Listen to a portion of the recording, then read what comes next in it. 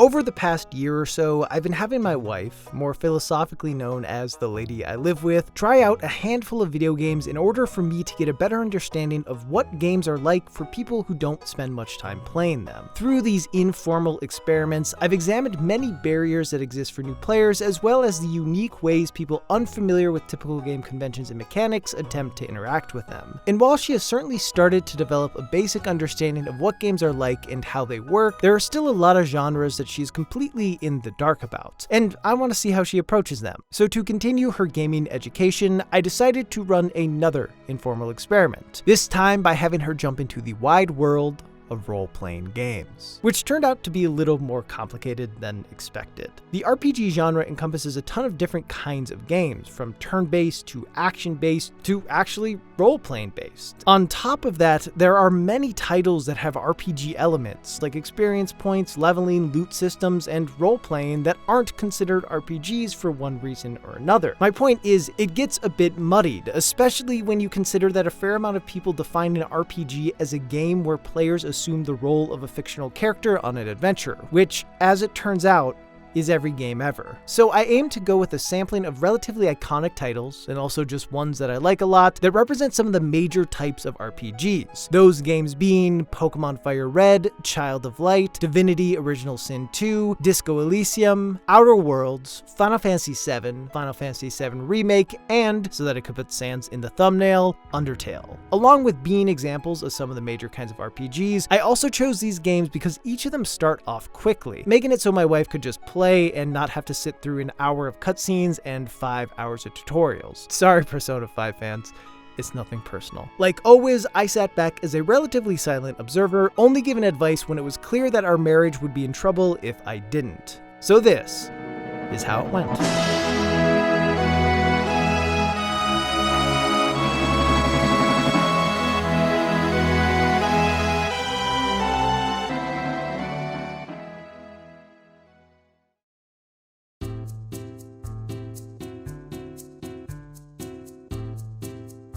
Before beginning this experiment, I conducted an incredibly professional survey to determine which RPG would be the best starting point for my wife. And by professional survey, I mean I asked people on Twitter what RPG they would have a non-gamer start with. And a surprising amount of folks responded with Undertale, which I found interesting because I think a big part of what makes Undertale so special is how it toys with and subverts typical RPG tropes. My instinct was that it would be a terrible place for a non-gamer to start, as they wouldn't be familiar with what the game was subverting. So obviously, that's the first one I had her play. And it actually had a small payoff within the first couple minutes when Flowey explains how the player can gain LV, an abbreviation most players will assume is for level. But as that hasn't been reinforced for her from years of playing video games, she called out the punchline without even knowing it was a joke. Love? Is that love? Gain a lot of love? Oh. There you go. She gets games. Wow.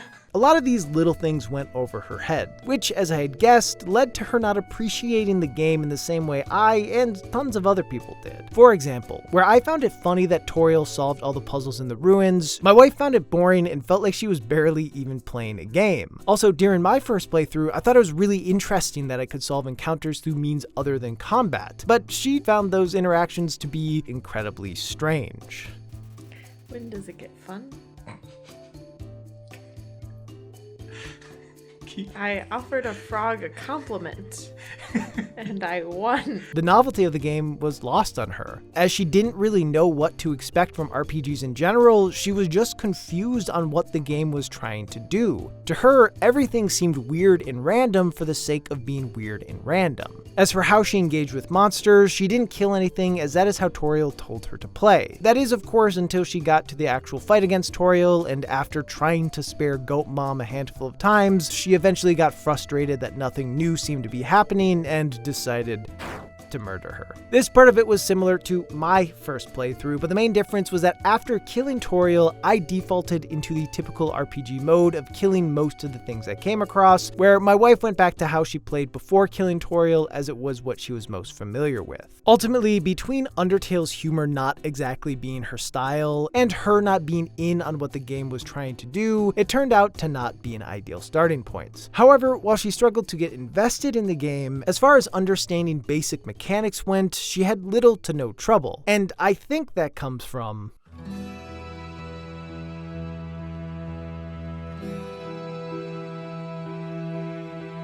throughout these various experiments, navigating play spaces while simultaneously needing to react to incoming threats with precise button inputs has been one of the most difficult challenges for her. She hasn't spent enough time playing games to feel fully comfortable in those sorts of scenarios. So while these moments are often exhilarating due to the threat of failure being just one pixel away, they can also lead to a fair bit of frustration from failing and having to do things over. This wasn't really a problem when it came to the majority of RPGs she played. Unlike more action-oriented titles she's tried in the past, the gameplay in most of these came down to navigating through a menu. She had time to consider the next move, to really think through what the best choice in any encounter might be, which unsurprisingly didn't lead to the same kind of stress she felt while playing other games, making it far easier for her to understand how to interact with each given title. Instead of needing to remember which button did what and reacting with the proper quick input, most times she got into a conflict, the game laid out exactly what she could do. It was really more about reading comprehension than anything else. When she did fail, it came from her own bad choices instead of a lack of ability, which she still found annoying, but at least it felt fair. The only title she struggled to understand how to play was Divinity Original Sin 2. The game has tons of different systems, allowing players to interact with environments and other characters in countless ways, but since it has so much going on, she could barely do anything without triggering a tutorial. The amount of information she was getting hit with was overwhelming,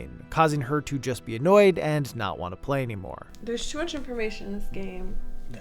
I didn't sign up to read a book. However, the rest of the games were far more simple with what they were trying to do, so being overwhelmed like that never really came up. Instead, she found most of them to just be kind of boring. She did appreciate some of the strategy that came from battles, as well as little minigames within combat like the bullet hell stuff in Undertale and Child of Light's disruption system, but for the most part, the gameplay itself didn't pull her in that much. With the turn-based titles, there weren't really that many things for her to consider, and she actually found herself missing those high-octane moments where she was always on the edge of failure. Like, how is this fun?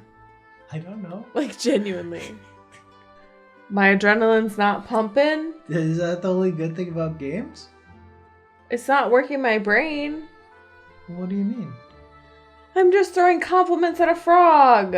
This probably has more to do with her personality than her inexperience with games, but I do think it's interesting that the genre she found easiest to learn ended up being the one she has had the least interest in so far. In fairness, most RPGs take a while to really get going. Like, all of us have been told that despite putting 5 to 10 hours into a game, we needed to keep playing it until it got good. The reality is, most non-gamers aren't gonna have the patience to just wait for it to get good, especially when that may take dozens of hours. And while my wife does have a fair bit of patience as she deals with me on a daily basis, she has no interest in playing a title she finds boring for hours on end just to reach a part where it gets more engaging. Unsurprisingly, she much preferred the action-oriented RPGs because they were more stimulating. As she has played some shooters in the past, Outer Worlds combat was somewhat familiar to her, although she still ran into a lot of the same old problems of struggling to move and shoot at the same time, making fights a bit harder than they needed to be. Final Fantasy VII Remake had the best balance of providing intense gameplay while also giving her space to think over her next move. Typically, she would spam Cloud's main attack until she either got low on health or remembered that the ATB gauge existed, and then used the menus to heal or do a more substantial attack. This gave her the chance to engage in exciting and fluid combat while also being able to essentially pause during the battle to make adjustments as needed, giving some benefits of menu-based combat without the downside of it all just being menus. Of course, being bored was not the only problem she had with the RPGs she played. Her frustration with them went a fair bit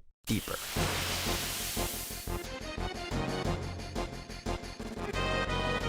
The biggest issue she had that mainly came up with the turn-based RPGs were random encounters, which I imagine is relatively common for people who play RPGs. At first, she didn't really understand why they were even happening, making battles feel disconnected from the other parts of the game. As she started to understand them though, she just found them irritating because they interrupted her with little rhyme or reason. Personally, I have grown numb to random encounters. It's just something I'm used to. But that numbness did not exist for my wife. Oh my god. Nope. Nope. Nope, nope, nope, nope, nope, nope, nope, nope, nope, nope, nope. Having any sort of knowledge about when a fight would happen helped her a fair bit, as it allowed her to feel like she had some sense of control. For example, she found Pokemon far less frustrating than Undertale in Final Fantasy VII because random encounters only happened while walking in the tall grass, so she had an idea of when she was in danger versus when she wasn't. Her favorite approach to encounters came from Child of Light, where the enemies were shown on the screen and combat only started once she ran into them or they ran into her. This gave her a sense of power over what was going on, even though she found herself in combat just as often. I have always been a bit of a random encounter apologist, as it's what I grew up playing, and I've sort of just internalized that that's the way a lot of turn-based RPGs are gonna be. From a development standpoint, it makes sense why developers would use them. It saves a ton of time and processing power to not have to populate every screen with enemies. In turn, this makes it easier to have more encounters and enemy variety because designers don't need to worry about having as many art assets or figure out how to visually space out enemies. From the game design side though, it's hard not to feel like they're archaic, and in most cases something players tolerate instead of enjoy.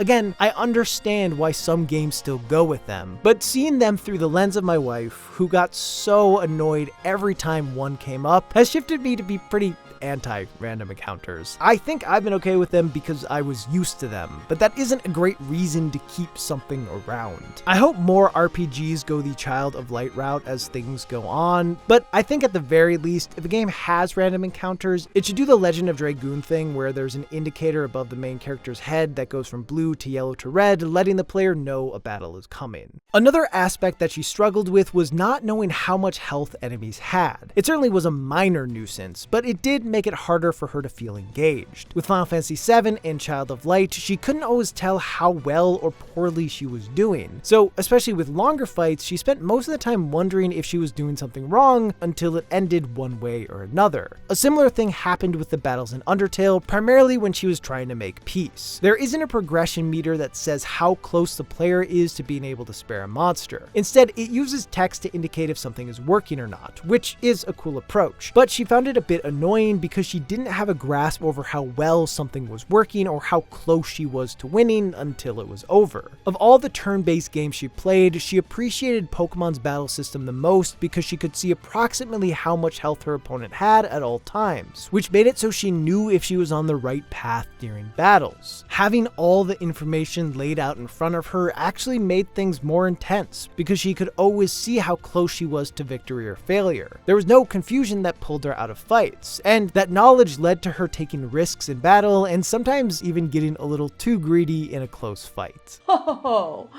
I don't even need to heal. Is this the last one? You had 2 Pokemon, you killed 1, yeah. Risking it for the biscuit. Oh my god! That was so embarrassing! While I don't think a game not having enemy health bars is a flaw of any sort, I have noticed that non-gamers do a lot better when the feedback they get from any given action is clear and defined, because it is common for them to have a fair bit of doubt over whether or not they're doing things correctly.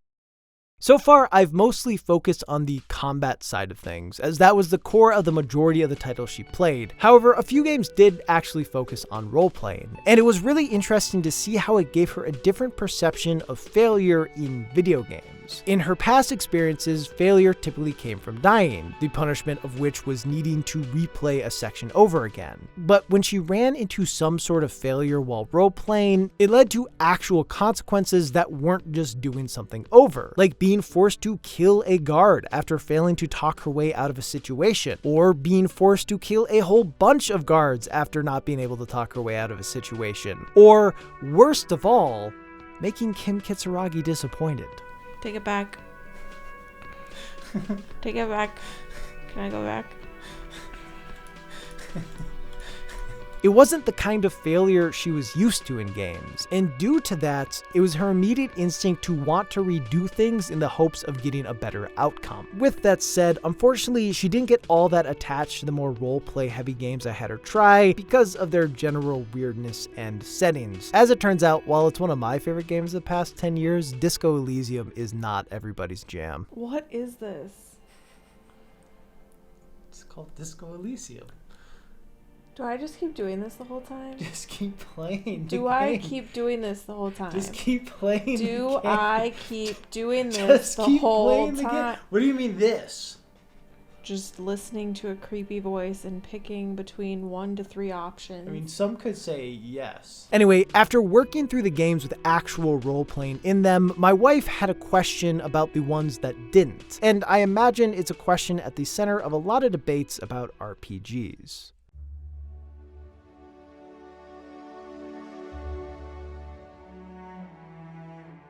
Video game genres are weird, and RPGs might be the weirdest of them all. Like, RPG stands for role-playing game, but of the 8 titles I had her play, only half of them had any sort of meaningful role-playing in them. And it isn't as if this disparity is new, it's how things have been since the beginning. The earliest video game RPGs were attempts to bring ideas from tabletop games, most notably Dungeons & Dragons, into video games. As emulating role-playing in a video game was, and frankly still is, a very hard thing to do, in the early days, developers focused on stuff that proved less difficult to translate into a video game, namely the combat. So turn-based fights with a character or group of characters who level up as time goes on is what became associated with the term RPG. As time has gone on and technology has gotten better, video games have been able to incorporate more actual role-playing elements. But what's interesting is that many games that do that aren't even considered RPGs. Stuff like Life is Strange and pretty much anything Telltale ever made are entirely centered around role-playing, and almost no one would characterize them as RPGs because they don't have elements like combat or leveling. What's harder is everyone is working from a slightly different definition of what an RPG is. It's a genre that is hard to define, and if you try to pin someone down on specifics, they'd probably say they can't define it, but they know one when they see one. And this got me thinking a lot about how confusing the way we classify games must be to non-gamers. It's another part of the language of video games one has to learn in order to understand what to expect from any given title. But it isn't all that straightforward, because a genre's name isn't always an actual indicator of what a game is like. We've created these very specific labels for games in order to better differentiate them, which makes sense because it helps give a clearer picture of what to expect, serving people within the gaming ecosystem. It's just hard to describe what a game is like to someone who has little to no reference of what games are like. And reference is how we typically try to describe things. So many genre names come from other titles, like Metroidvanias and Souls-likes. This isn't to say that the way we label games is a problem. It's mostly just that in my efforts to try to explain to my wife why games without role-playing in them are called role-playing games, I was reminded that language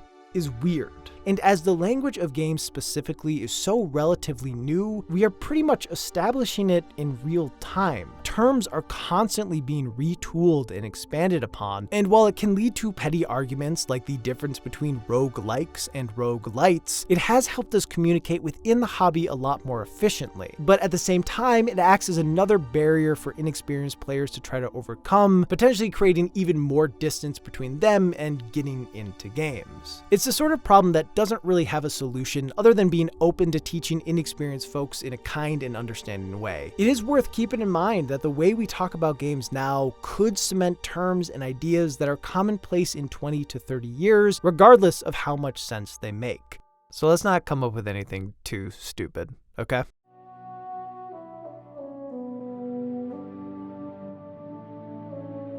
My main takeaway with this experiment is that RPGs, primarily ones focused on turn-based combat, are one of the easiest starting points for inexperienced players, as they mostly just rely on reading skills and don't ask for too many complicated inputs. However, chances are that someone who doesn't play tons of video games isn't going to be as interested in them because they are probably looking for something a bit more exciting. At least that was my wife's experience. As a whole, this experiment has been the hardest I've done so far, because the through line of RPGs isn't as clear as I thought it was. Really, in this experiment, where I was hoping she'd experience a role-playing game, I feel like she barely did, because with the few titles that had it, the barrier of entry was either too high or too weird for her. So I guess that means for the next experiment, I'm gonna have to make it a little more custom, and move out of the realm of video games for a bit to take it back to pen and paper.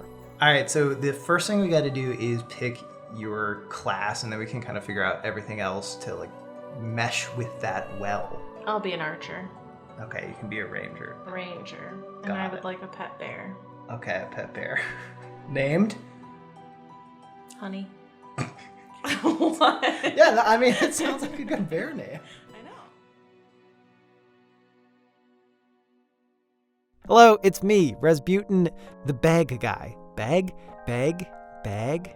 Bag. Do I say bag weird? As some of you might know, I am a part of Nebula, which is a streaming service made and owned by us creators. It gives us a place to post our work without having to worry about demonetization or the algorithm, and it gives viewers a place to watch some of the best creators out there like Jacob Geller, Super Bunny Hop, Tierzoo, and many others, all ad-free. And you can watch me on there too. In turn, this allows us to experiment with the stuff we make, like doing projects on more niche topics that wouldn't do well on YouTube, and having extended cuts of videos. For example, the Nebula version of this video ends with a montage of clips from my wife's playthroughs instead of this ad. And what's even better is that we've partnered with this video's sponsor, CuriosityStream, in order to offer what is maybe the best deal on the internet. Right now, if you sign up for CuriosityStream, you not only get access to the thousands of incredible documentaries on their site, but you also get a free membership to Nebula. Currently, you can get 26% off by clicking the link in the description, which comes out to less than $15 for the year. Like the whole year. On its own, CuriosityStream is great. Its library is ever expanding, and there are good documentaries on pretty much every topic you could imagine. I just watched one called The Joy of Winning that is all about finding methods to calculate consequences in order to then get what you want. It's a really interesting exploration of mathematics and game theory, and instead of utilizing what I learned in any sort of meaningful way, I'm going to use it all to be better at board games than my friends.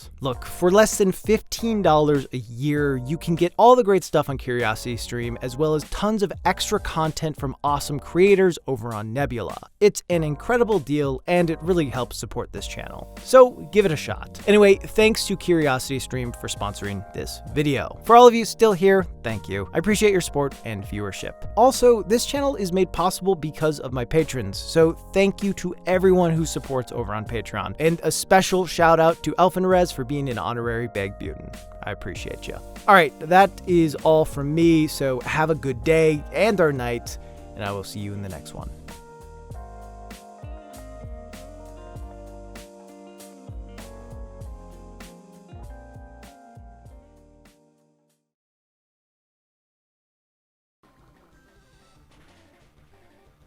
Oh, that's how it's done. True. First time crushed it. What? First time? Yeah, you're gonna delete the footage from the last time, and this is the first time, right? Right? Yeah.